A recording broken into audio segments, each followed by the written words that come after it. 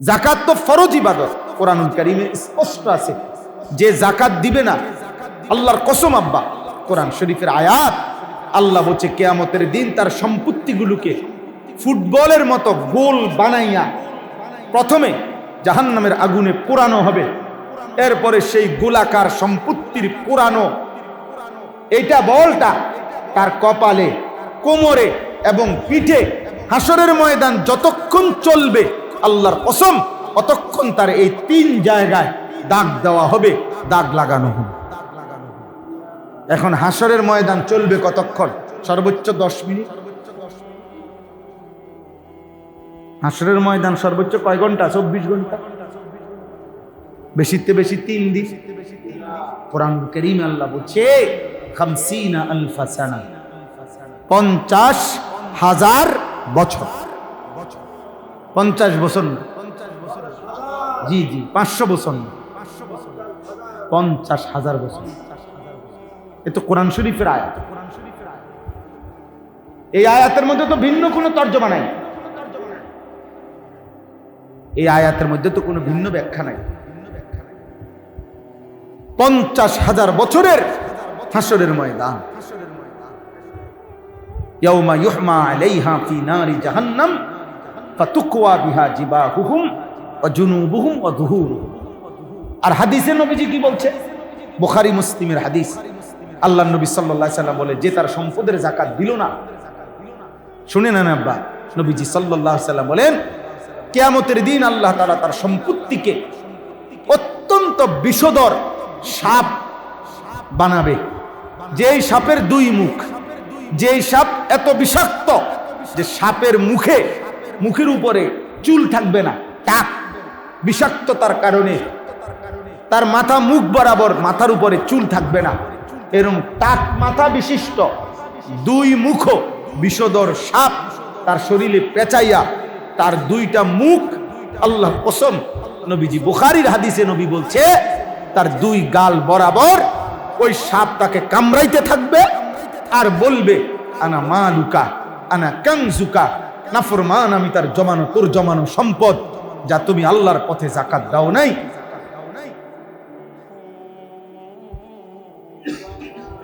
তাইলে আপনার কি পরিমাণ উচিত?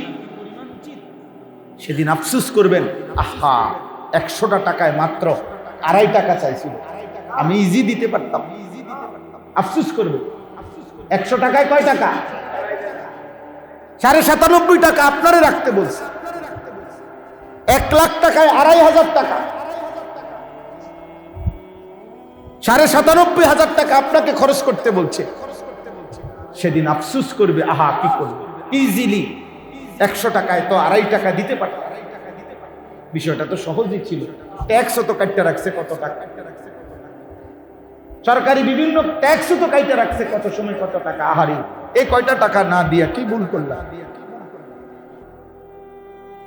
বান্দার উপরে কোনো বোঝা আল্লাহ তাআলা চাপায় দেন না।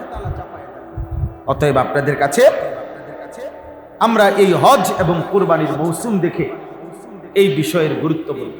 পুরো বিস্তারিত বলা কঠিন, আপনাদের দায়িত্ব, আপনারা গুরুত্বের সাথে আপনাদের প্রয়োজনও যদি বুঝেন, আপনারা দয়া করে আপনাদের হিসাব করে, আপনারা হিসাব নিজে বুঝতে হইতো। আমি দিমু, এবার এই দিমু কইলে হইতো, আপনি হিসাব নিয়ে দিবেন। আপনার ইচ্ছা অনিচ্ছার উপরে ফরজ ইবাদত শরীয়তের বিধান। আপনার মন চাইলেও বিধান, আপনার মন না চাইলেও বিধান, আপনি মন না চাইলেও বিধান। বুঝেন নাই কথা? ফালতু কোথাকার বেটা, 24টা ঘন্টা জিন্দিগিটা মোবাইল, অসভ্যের মতো হাসে, প্রতিবন্ধী মানুষের মতো হাসে, ছেলেকে মানে বিকৃত, যাদের মাথার সমস্যা তাদের মতো হাসে, নিজে নিজে। এক অসভ্য জিন্দিগি, মাতাল এক জীবন আমরা পছন্দ করি। কি করে, কেন করে, কি জন্য করে, কিচ্ছু জানে না, কিচ্ছু জানে না। এত নারী কেন দেখে, এত ছবি কেন দেখে, এত অশ্লীল দৃশ্য কেন দেখে, মোবাইলের এত নর্তকী কেন দেখে, কি করছে মোবাইল এটা দিয়া, কেন, এর দুনিয়াবি ফায়দা কি, আখেরাতের ফায়দা কিছুই বোঝে না। আহা, মুসলমানের মা বাপ একবার ভাবেও না, কিরে আমার পুতে মানুষ হইতে আসে না জানোয়ার হইতেছে। এই বাপের কলিজার মধ্যে এই ভাবনাটা। 365 দিন ক্ষুধার, এক বছরে একদিনও, আরে বেটা তোমার সন্তান একদিনও ফজরের নামাজ পড়ছে না, এটা মানুষ হচ্ছে না জানোয়ার হচ্ছে, আরেকবার জিজ্ঞাসা করো বেটা। মুসলমানের বাচ্চা কেমনে, ইমানদারের বাচ্চা কেমনে ক্ষুধার এক বছরে কোনোদিন ফজরের নামাজ পড়ে না? মুসলমানের ঘরের বাচ্চা এমন জানোয়ার কেমনে হয় বলেন? আপনি বাচ্চা রয়েছেন কেন? আপনি উপার্জন করেন কেন? কোন নাফরমানের জন্য আপনি বিল্ডিং বানাইতেছেন? কি ব্যাপারটা কি? আপনি বেউকুফ নি? আপনি বুঝাপড়া করেন না কেন? হেগর লগে স্ত্রীকে বলেন না কেন তোমার এই বেপরদিগি অসভ্য জিন্দিগির জন্য নি আমি স্বামী ঘাম ঝরাইতেছি, আমার আজকে 18 বছরের বিদেশ, আমার রক্ত পানি করা টাকা বিনিময়ে তুই বেডি বাজারে বাজারে গরুনির লেগা? হ্যাঁ, এই আমার কষ্টের বিনিময়? বলেন, একজন প্রবাসীর একটা একটা টাকার মধ্যে কলিজার খুন ঘাম জড়ে আছে। একটা একটা টাকার মধ্যে কত ঘাম মিশে আছে।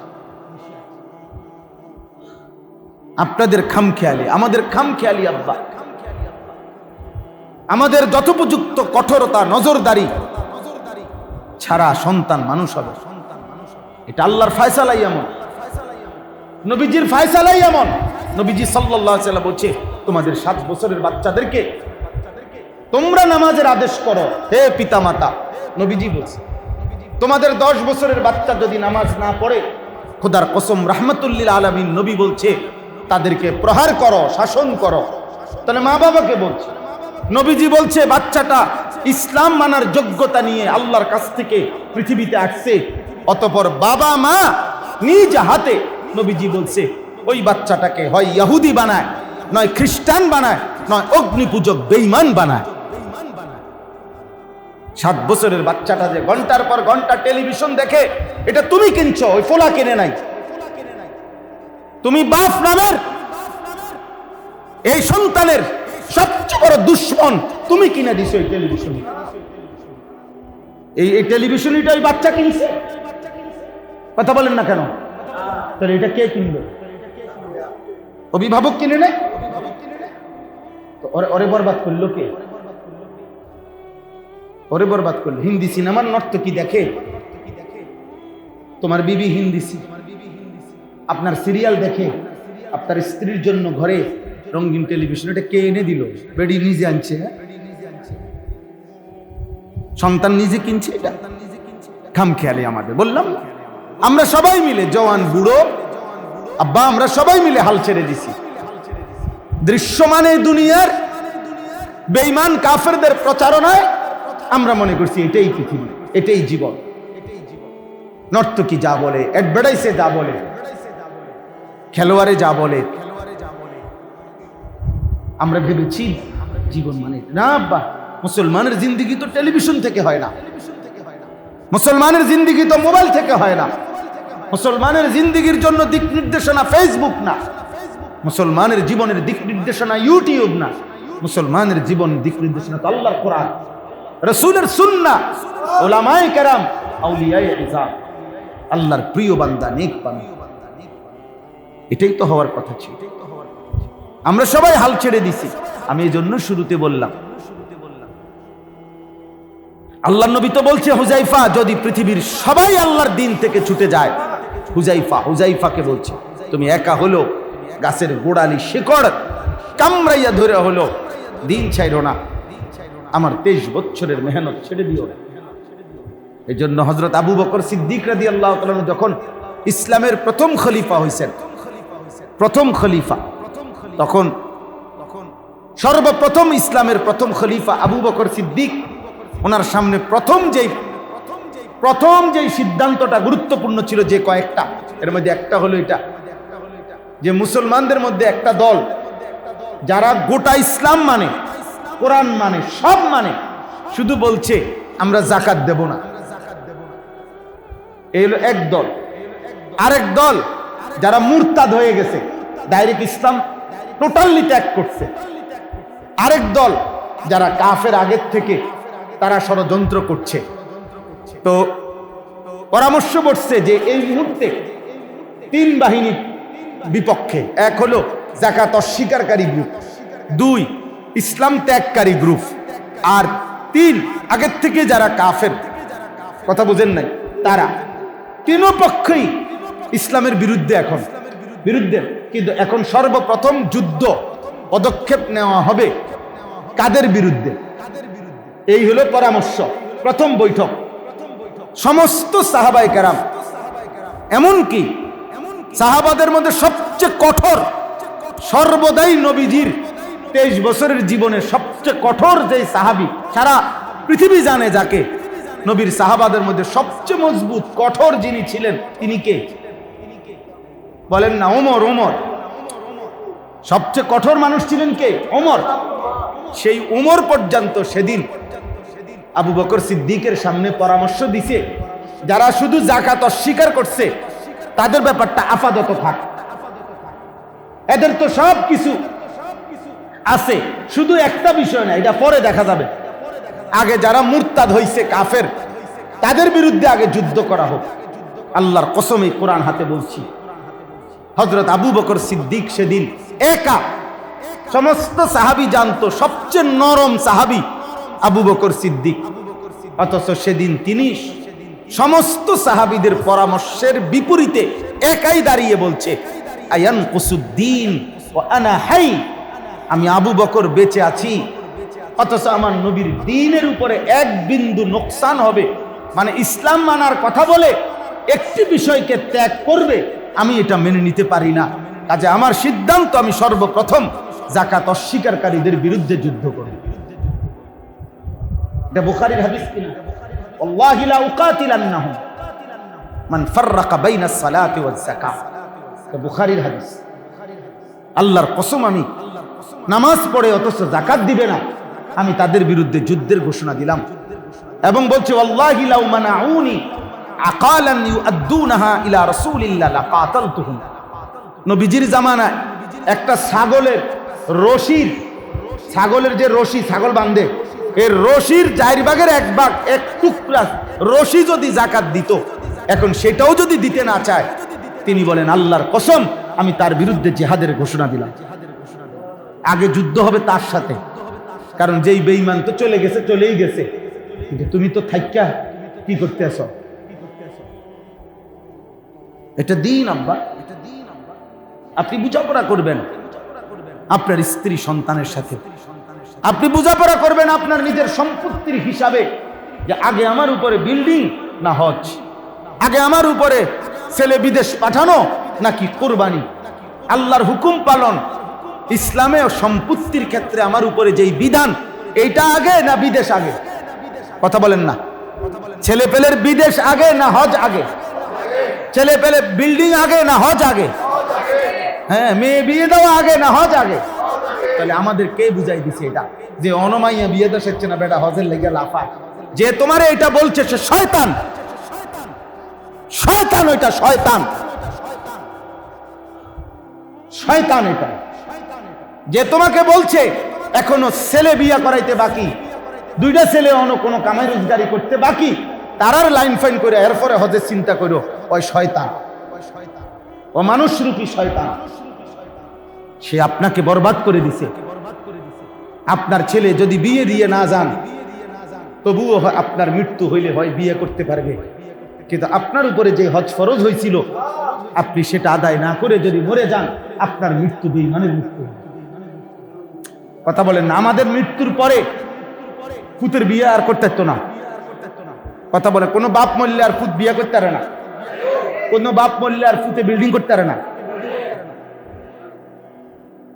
কিন্তু আপনি মরে গেলে আপনার হজ কে করবে? আপনি তো ওসিয়ত করেন না। হে ব্যাপারটা কি জানিনি মাসালা, হে কি ওসিয়ত করবে? সে তো বুঝেও না, হে তো এটা পাত্তাও দেয় না।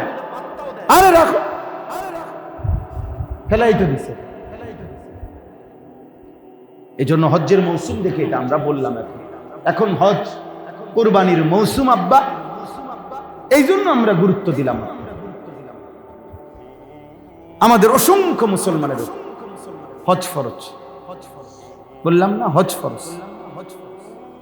আল্লাহ তাআলা কোরআনুল কারীমের মধ্যে বলছে, ওয়ালিল্লাহি আলান নাসি হিজ্জুল বাইতি মান ইসতাতাআ ইলাইহি সাবিলা।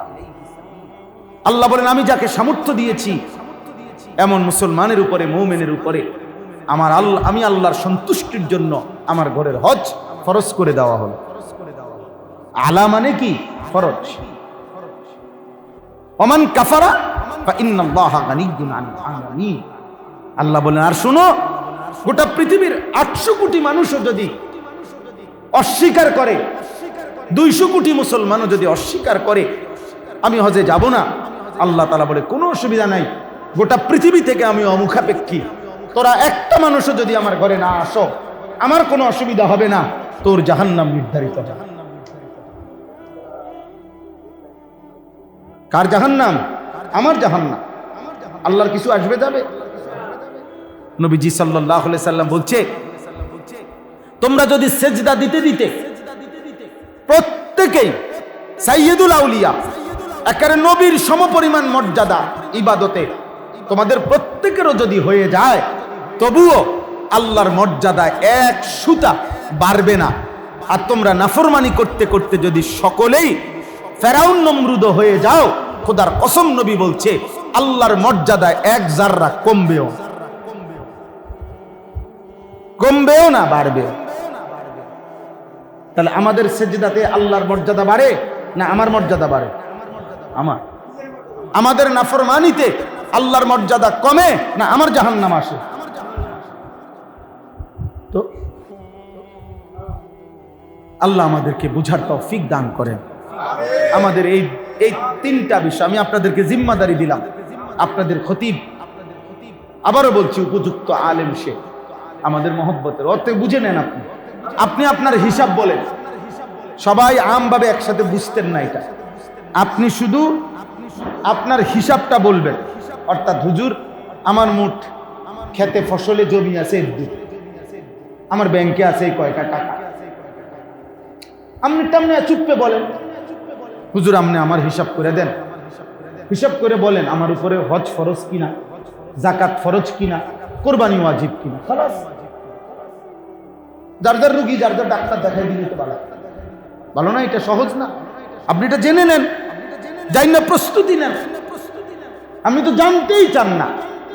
বললাম না, আমাদের কম বেশি কিছু নামাজ তো পড়ে, কম বেশি কিছু দান সৎকা তো অনেকে করে, কখনো 100 টাকা, কখনো 1000 টাকা, বেশি সাফাসাফি করলে 10,000 টাকা, এটা তো হয়। কিন্তু আব্বা এটা তো নফল, কিন্তু হজ তো ফরজ ইবাদত, যাকাত তো ফরজ ইবাদত। কোরআনুল কারীমে স্পষ্ট আছে, যে যাকাত দিবে না, আল্লাহর কসম আব্বা, কোরআন শরীফের আয়াত, আল্লাহ বলছে কিয়ামতের দিন তার সম্পত্তিগুলোকে ফুটবলের মতো গোল বানাইয়া প্রথমে জাহান্নামের আগুনে পোড়ানো হবে, এরপরে সেই গোলাকার সম্পত্তির পোড়ানো এইটা বলটা তার কপালে, কোমরে এবং পিঠে হাসরের ময়দান যতক্ষণ চলবে, আল্লাহর কসম অতক্ষণ তার এই 3 জায়গায় দাগ দেওয়া হবে, দাগ লাগানো হবে। এখন হাসরের ময়দান চলবে কতক্ষণ? সর্বোচ্চ 10 মিনিট। হাসরের ময়দান সর্বোচ্চ কয় ঘন্টা? 24 ঘন্টা, বেশিতে বেশি 3 দিন।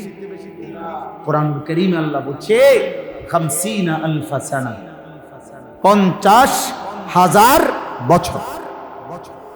50 বছর না, জি 500 বছর না, 50,000 বছর।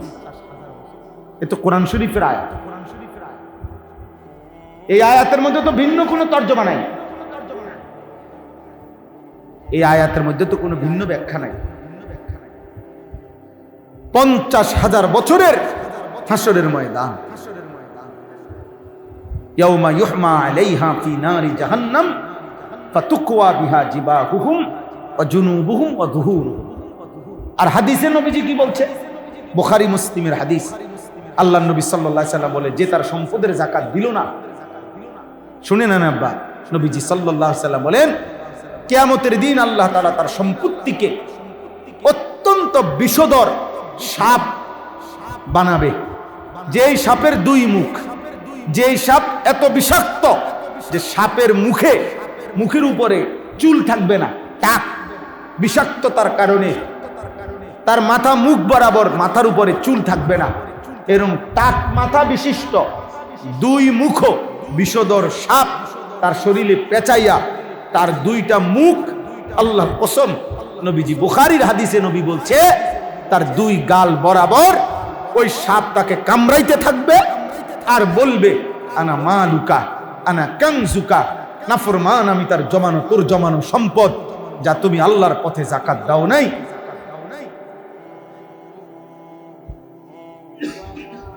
তাইলে আপনার কি পরিমাণ উচিত? সেদিন আফসোস করবেন, আহা 100টা টাকায় মাত্র 2.5 টাকা চাইছিল, আমি ইজি দিতে পারতাম।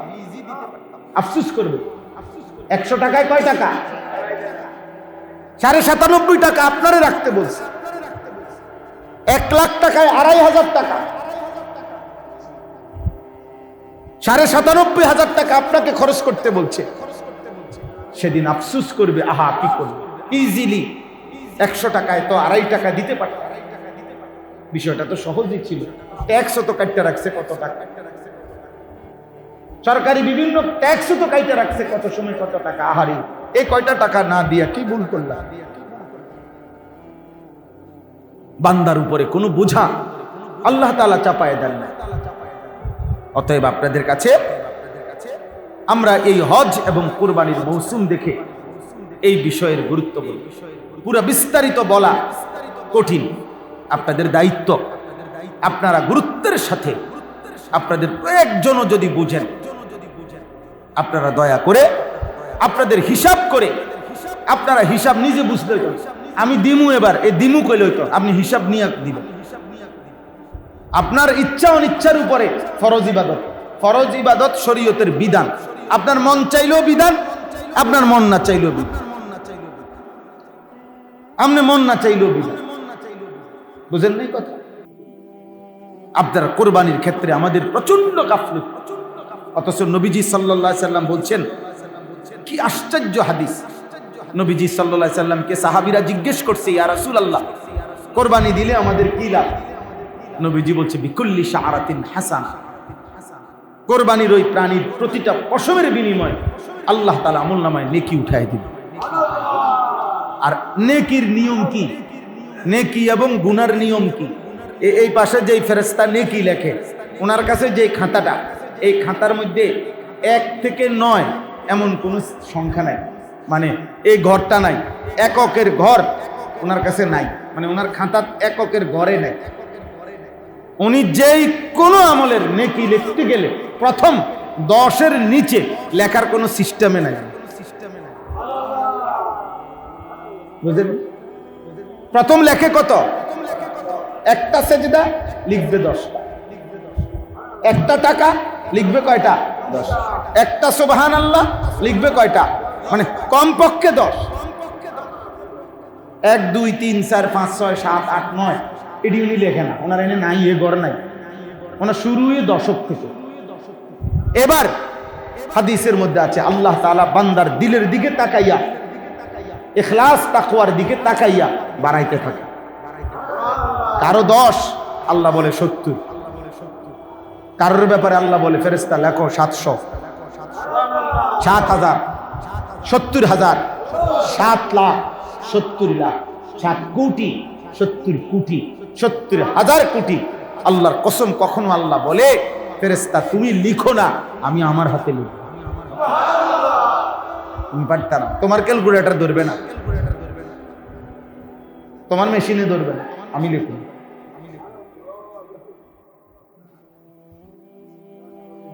তাহলে আল্লাহ নবী সাল্লাল্লাহু আলাইহি সাল্লাম বলছে, প্রতিটা পশমের বিনিময়ে নেকি।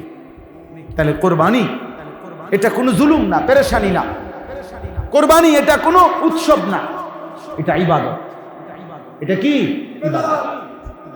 এটা ছেলেটা বিদেশ থেকে টাকা পাঠায়, উনি সারা বছর টাকা পাঠায়। তো তোমার কাছে তো কোরবানির দিন তুমি যে বাড়িতে 30,000 টাকা পাঠাইলা কোরবানি উপলক্ষে, বাড়িতে কোরবানি হয়েছে বাপমার নামে, ভালো কথা, মাশাআল্লাহ। মা বাবারে তো তুমি সারা বছরই টাকা দাও, তো এখনো দিছো তো ভালো, মা বাবার খেদমত করবা না তুমি? তো মা বাবার জন্য তো দিলাই, তো তোমার কাছে তো 1,90,000 টাকা আলাদা জমা আছে, তো তোমার উপরে কোরবানি ওয়াজিব না? কথা বলেন না তো? ওর কোরবানি কই? ও ছেলের কোরবানি কই? বলেন, এই খামখেয়ালি আমাদের সমাজে আছে কিনা বলেন? পুতেই টাকা ফাড়াইছে, ওই বাপমার কারো নামে অথবা দুজনের নামে কোরবানি হইছে, আর হেতে হেন্দে বুঝ পাইছে আমি তো কোরবানি দিছি, আর তুমি তো কোরবানি দাও নাই, তুমি বাড়িতে টাকা না দিছ, তোমার উপরে যে কোরবানি ওয়াজিব সেটা আদায় হলো কই? বলেন। বলে তো মা বাবার নামে দিলে অপরাধ কি? আমি কি বলছি নি অপরাধ? অত সারা বছরই মার জন্য টাকা দিবে, বাপের জন্য দিবে, মা বাবার খেদমত করবে না সে? তো এটার লগে তুমি কোরবানির সময় আইয়া এটার মধ্যে ঢুকাই দিলা কেন? তোমার কোরবানি আলাদা দিবা। তোমার কোরবানির জন্য যে আপনাদের জন্য দিছি 30,000 টাকা, আর আমার উপরে কোরবানি ওয়াজিব, এটার জন্য দিছি 20,000 টাকা, আমার নামে পারলে সামর্থ্য না থাকলে ছোট্ট একটা 1 বছরের ছাগলই জবাই করে দিয়ে আমার ওয়াজিব কি হয়ে যাওয়া আদায় হয়ে যাওয়া। এটা উচিত না? উচিত না কি? এটা ওয়াজিব। এটা আমাদের উচিত অনুচিতের বিষয় না, এটা মাসআলা, বিধান, শরীয়তের হুকুম। এটা তো মস্কারি না, এটা আপনারে বুঝাইতে হবে, আপনারে আত্মাও ধরে দিতে হইবে এমন না, এটা তো শরীয়তের বিধান।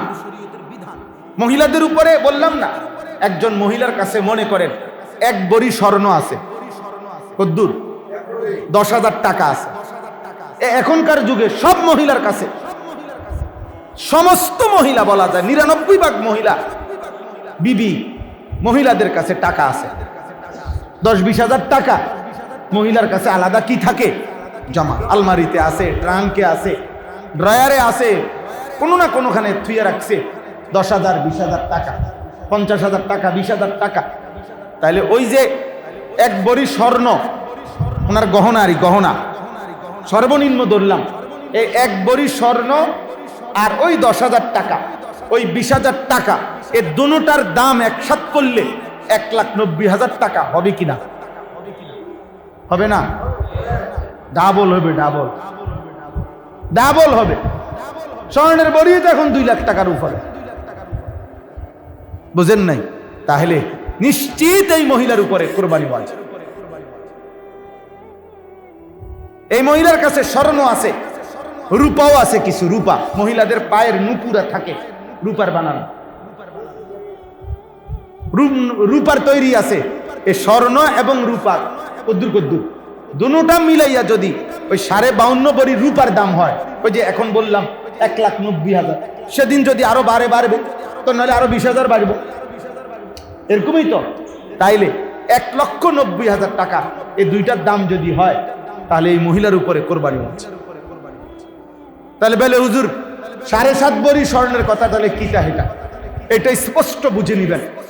যদি কারো কাছে শুধু স্বর্ণ আছে, মহিলার কাছে মনে করেন তার গহনা অলংকারের স্বর্ণ আছে কিন্তু 1 তোলা রূপাও নাই, জমা কোনো 5,000, 10,000 টাকাও নাই, অতিরিক্ত তার কাছে কোনো টাকাই নাই, শুধু আছে কি এই মহিলার জন্য, মানে এই স্বর্ণটার হিসাব হলো 7.5 ভরি, নাকি মনে না?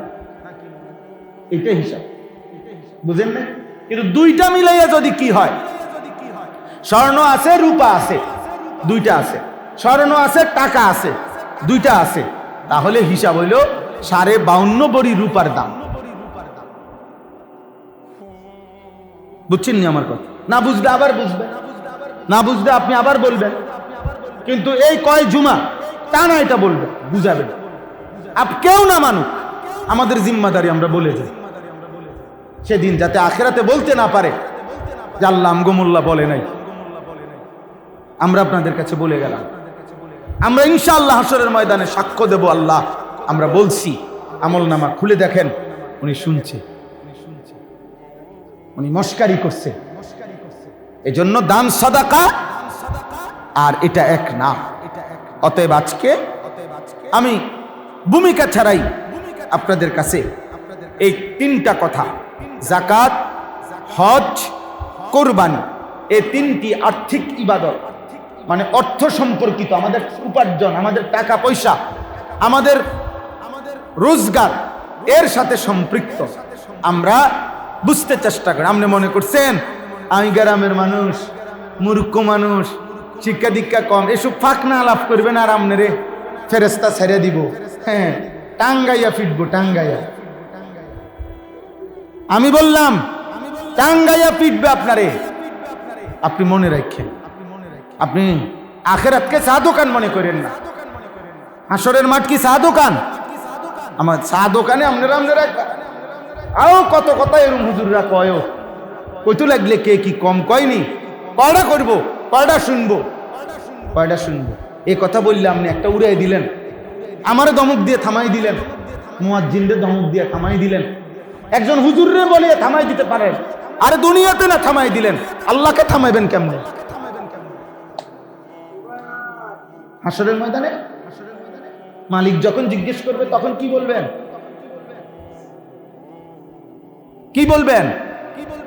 কোরআনুল কারীমের মধ্যে আছে, কুল আরাআইতুম ইন আহলাকানি আল্লাহু ওয়া মান মাইয়া আও রাহিমানা ফামান ইউজিরুল কাফিরিনা মিন আযাবিল আলীম। সাংঘাতিক কথা এটা। আল্লাহ বলছে, হে নবী, আপনি এই বেঈমান কাফেরদেরকে বলেন, হে কাফেররা, হে নাফরমানরা, আল্লাহ যদি আমি মুহাম্মদ এবং আমার অনুসারী যে সাহাবা এদের সবাইকে যদি আল্লাহ মৃত্যু দিয়ে দেয়, মৃত্যু দিয়ে দেয়, অথবা যদি আমাদেরকে আরো কিছুদিন হায়াত দেয়, মানে আমরা বাঁচি কিংবা মরি, মনে করো আমরা মরেই গেলাম, সবাই শেষ হয়ে গেলাম, কিন্তু এরপরেও তোমাদের এই কুফর, শিরিক, মিথ্যা, চুরি, জিনা, ব্যভিচার, সুদ, কিস্তি, হারাম, এই নাফরমানির বিনিময়ে যেই আযাব, সেই আযাব থেকে, আল্লাহর সেই আযাব থেকে তোমাদেরকে কে বাঁচাবে সেটা বলো। আমি বাঁচলে বাঁচতাম, না বাঁচতে নাই। মনে করেন আপনারা যদি সবাই বলেন এই হুজুররা ঝামেলা, তো ঠিক আছে আমরা দুনিয়া থেকে চলে গেলাম, আপনারা আমগরে ব্রাশ ফায়ার করে গুলি করে মেরে ফেললেন, তো এরপরে আপনি জাহান্নাম থেকে বাঁচা যাবেন? কথাটা আমার বুঝছেন কিনা বলেন না? আমরা যদি একটা মৌলবীও না থাকি তো থাকলাম না আর কি। তো এরপরে কি এই নাস্তিকরা, এই মুরতাদরা, আল্লাহদ্রোহী যেই আমাদের দেশেও যারা ইসলামের বিরুদ্ধে ষড়যন্ত্র করে, এই বেঈমানরা, তো তাদেরকে বলা উচিত যে আমরা একটা মোল্লাও, একটা মসজিদও যদি না থাকে, একটা মাদ্রাসাও যদি না থাকে, তো বিনিময়ে তুমি কি জাহান্নাম থেকে বাঁচা যাবা? কথা বলেন, তুমি কি আল্লাহর আযাব থেকে বাঁচা যাবা? তো আমি থাকলেই কি, না থাকলেই কি? আমি শেষ হয়ে গেলে তোমার লাভ কি? আমি মরলে মরলাম আর কি। আল্লাহ আমাদেরকে বুঝ দান, হ্যাঁ, আল্লাহ আমাদেরকে বুঝ দান করেন, আল্লাহ আমাদেরকে কবুল করে নেন। অতএব আমার কথা শেষ। আপনাদের কাছে আমরা অনুরোধ করলাম, নওজোয়ান ছেলে তোমাদেরকে বলি, আব্বা তোমরা এমন সুন্দর জীবন নষ্ট করো না, নষ্ট করো না রে বাপ। হতে পারে পৃথিবীর কেউ তোমারে মনে রাখে নাই, দুর্ভাগ্য তোমার, তোমার বাবা মাও হয়তো তোমারে আর গুনাহ থেকে ফিরাইবার চেষ্টা করে নাই, তবুও তুমি মনে রাখো, কোন অজুহাত দিয়া তুমি কবরে, হাসরে, জাহান্নামে বাঁচতে পারবে না। আল্লাহ আমি বুঝি নাই, আমার বাপে আমারে বলে নাই, আমারে কেউ ডাকে নাই, আমারে কেউ বাধা দেয় নাই, এই জাতীয় কোনো কথা বলে কিয়ামতের দিন তুমি পাবে না। আমি অনুরোধ করলাম, এটা আমার সারা দিনের কথা, প্রতিদিন আমি এটা বলি। যে সমস্ত ছেলে পেলে আজকে বুঝতেছে না, ওরা মা বাবার খামখেয়ালিতে, অভিভাবকের দুর্বলতায়, কাপুরুষতার কারণে আজকে অনেক ছেলে পেলে সারা রাত দিন একটা সেজদা দেয় না। আহা, 1 বছর হয়ে গেছে, কোনোদিন বলতে পারবে না মুসলমানের বাচ্চা ফজরের ওয়াক্ত হয় কত। আহারে বদনসিব রে। নবীজি সাল্লাল্লাহু আলাইহি সাল্লাম হযরত উবাই ইবনে কাব বলছে, নবীজি প্রত্যেক দিন ফজরের নামাজের পর নবীজি সাহাবাদের হাজিরার মতো ঈমানদারদের খোঁজ খবর নাম ধরে ধরে জিজ্ঞেস করতেন ফজরের নামাজে। নবীজির আদত ছিল, নবীজি সাল্লাল্লাহু আলাইহি সাল্লাম ফজরের নামাজ পড়ে জিজ্ঞেস করতেন অমুক আছে, অমুক আছে, এভাবে নাম ধরে ধরে বলতেন। যদি কাউকে 2 দিন 3 দিন অনুপস্থিত দেখতেন, আল্লাহর কসম নবীজি বলতেন, শোনো, যারা মুনাফিক তাদের জন্য এশার নামাজ আর ফজরের নামাজ জামাতে পড়া কঠিন। কি বুঝাইতে চাইছেন? যে আসে নাই তাহলে তারা কি বুঝাইতে চাইছেন? কথা বলে না। বুখারীর হাদিস, আল্লাহর নবী সাল্লাল্লাহু আলাইহি সাল্লাম বলছেন, ইন্না আসকালা সালাতিন আলাল মুনাফিকিন সালাতুল ইশা ওয়া সালাতুল ফজর। নিশ্চয়ই 2টি নামাজ মুনাফিকদের জন্য পড়া কঠিন, একটি হলো এশার নামাজ, একটি হলো ফজরের নামাজ। ফজরের নামাজ তুমি কি বুঝাচ্ছ আব্বা? মুসলমান আইডি কার্ড দেখাইবা, জন্ম নিবন্ধন সনদ দেখাইবা, কার কাছে? ফেরেশতার কাছে। কবরে ভোটার আইডি কার্ড।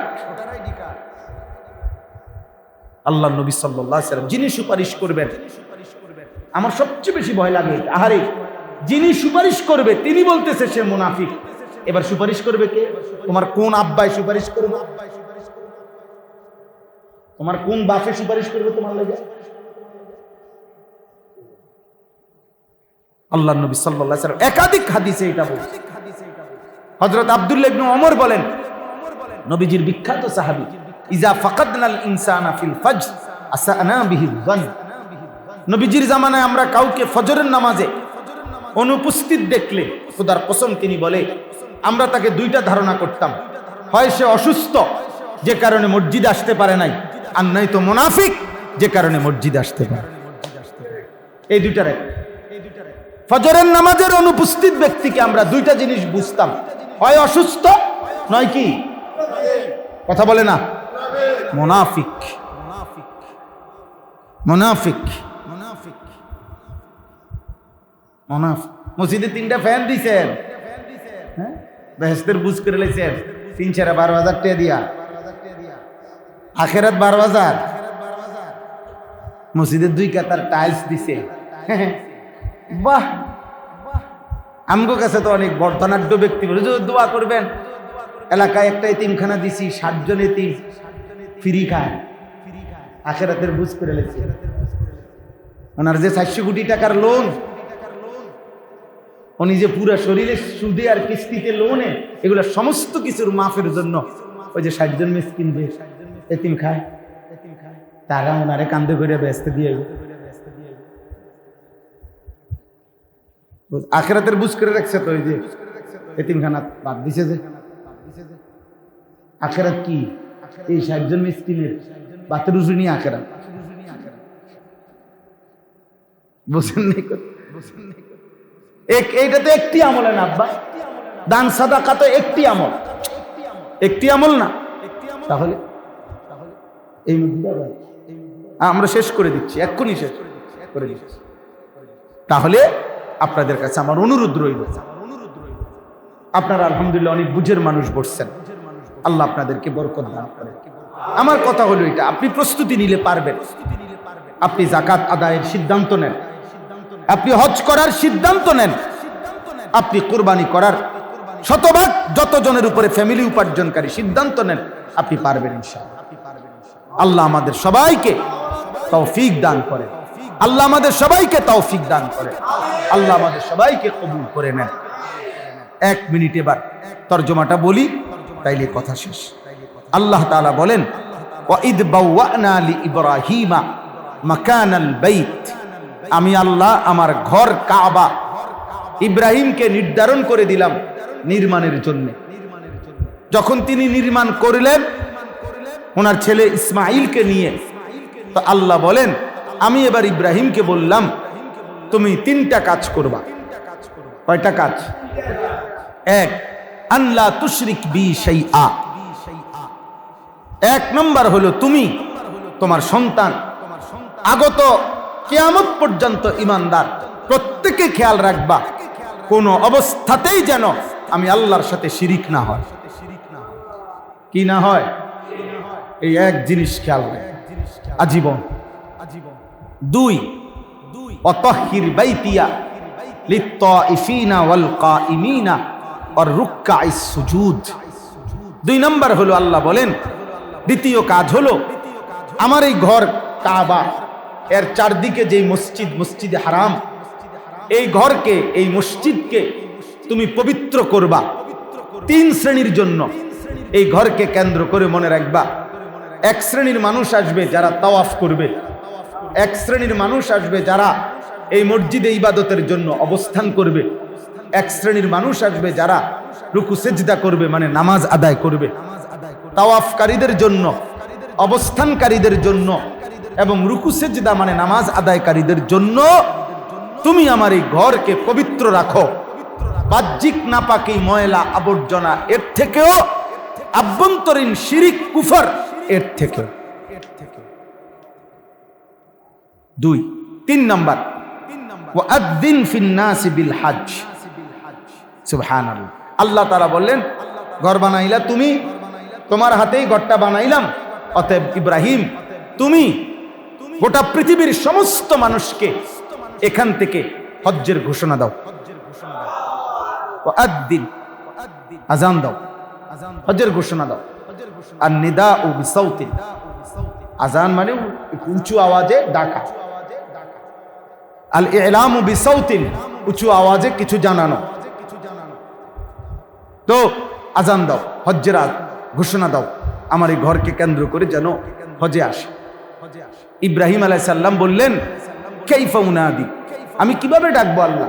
আপনার সমস্ত বান্দা কে আছে কোথায়, আমি পাবো কেমনে, আর আমার এই আওয়াজ পৌঁছবে কেমনে? সুবহানাল্লাহ। আল্লাহ তাআলা বললেন, নাদি ওয়া আলাইয়াল বালা, তুমি ডাক দাও, কিয়ামত পর্যন্ত কে কে আসবে প্রত্যেকের কানে আমি পৌঁছাবো। সিস্টেম আমি করব, তুমি বলে দাও, ঘোষণা দাও। হযরত ইব্রাহিম আলাইহিস সালাম আবু কুবাইস পাহাড়ের উপরে দাঁড়িয়ে ঘোষণা দিলেন, ইয়া আইয়ুহান নাস ইন্না রাব্বাকুম বানা বাইতান, হে মানুষ, তোমাদের রব তার ঘর বানাইছেন। ওয়া ইন্নাল্লাহা কাদ আওজাবা আলাইকুমুল হজ্জা ইলাই, এই ঘরকে কেন্দ্র করে তিনি তোমাদের উপরে হজ বাধ্যতামূলক করেছেন।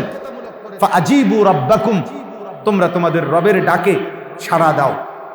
হাদিসে আছে, নবীজি বলেন, সৃষ্টি যে জীবিত মানুষ যারা, মায়ের গর্ভে যারা, বাপের পিঠে, বাপের বীর্যে যারা, রূহের জগতে যারা, আল্লাহ তাআলা কুদরতি ভাবে যাদেরকে আল্লাহ তাআলা হজ নসিব করবেন, আল্লাহর ঘর নসিব করবেন, তাদের প্রত্যেকের কানে এই আওয়াজ পৌঁছাইছেন এবং তারা সকলেই লাব্বাইক আল্লাহুম্মা লাব্বাইক, এই লাব্বাইকের আওয়াজ দিয়ে জবাব দিছে। কেউ একবার, কেউ বারবার, কেউ 10 বার, কেউ 3 বার, যে জবাব দিছে যতবার মালিক তাকে নিয়ে গেছে ততবার। সুবহানাল্লাহ। ইয়াতুকা রিজালান ওয়া আলা কুল্লি যামিরিন ইয়াতিনা মিন কুল্লি ফাজ্জিন আমিক।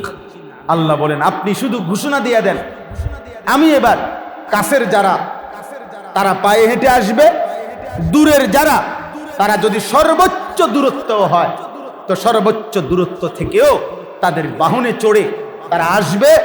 এত দূর থেকেও আসবে, আল্লাহ ওয়াদা দিছে, এত দূর থেকেও মানুষ আমার ঘরে আসবে যে আসতে আসতে তাদের বাহন দুর্বল হয়ে যাবে। মানুষ না শুধু বাহন পর্যন্ত কি হয়ে যাবে, মানুষ না শুধু বিমানের ফুয়েল শেষ হয়ে যাবে। বিমানেরও কি এখনকার হিসাবে কইলাম আর কি, বিমানেরও তেল শেষ হয়ে যাবে, বাহনও দুর্বল হয়ে যাবে। আমি পৃথিবীর শেষ প্রান্তে কোনো মোমেন যদি থাকে, আমি তার কলিজাতো আমার ঘরের ভালোবাসা দিয়ে, এটা আমার এমন চুম্বক এই কাবা, যে চুম্বক পৃথিবীর শেষ প্রান্তের ইমানদারকেও টানবে। অতএব যার কলিজায় কাবার ভালোবাসা আসেই নাই বেটা, তো চুম্বকের সাথে তোমার কোনো সম্পর্কই নেই মালিকের ঘরের সাথে। আল্লাহ আমাদেরকে তৌফিক দান করেন। সর্বশেষ হলো লিয়াশহাদু মানাফিআ লাহুম, এই কথাটা আগে বলে ফেলছি। আল্লাহ তাআলা বলেন যদি বান্দা জিজ্ঞেস করে, আল্লাহ নামাজ তো যে যেখানে থাকি ওইখানেই আদায় করা যায়, রোজা যে যেখানে থাকি সেখানেই আদায় করা যায়, যাকাত যে যেখানে আসি সেখানেই দিয়ে দেওয়া যায়, কুরবানি যে যেখানে আসি সেখানে আদায় করা যায়, এই একটা মাত্র বিধান হজ, এটার জন্য আপনার ঘরে আনতে হইব কেন?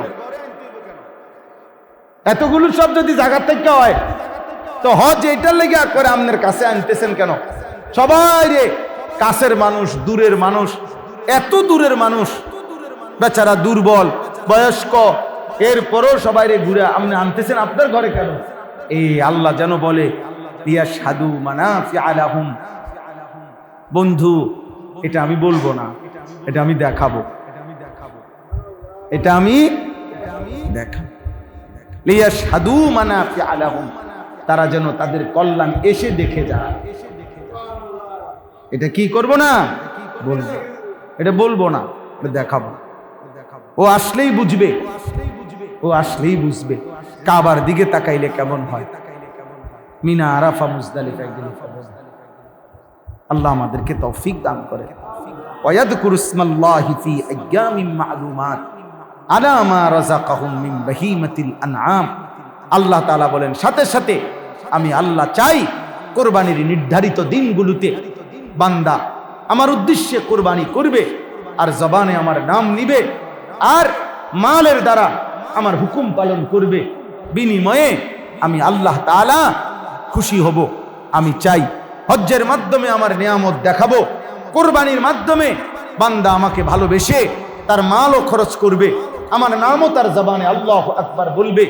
হ্যাঁ, আল্লাহ বলেন আমি এটা শুনতে চাই। এবার বান্দা যদি শেষ বলে যে আল্লাহ আপনার জন্যই কুরবানি করছি, জবানে আপনার নামও নিছি, সম্পদ দিয়ে আপনার জন্য কুরবানি করছি, এখন আপনি এটা নেন। আল্লাহ বলবে না বান্দা, ফাকুলু মিনহা, আমার শুধু ওই যে তুমি মুখে আমার নাম নিছো, দিলে আমারে ভালোবাসা তোমার মাল খরচ করছো, আমার দূরে সারবো, গোশত তুমি খাও।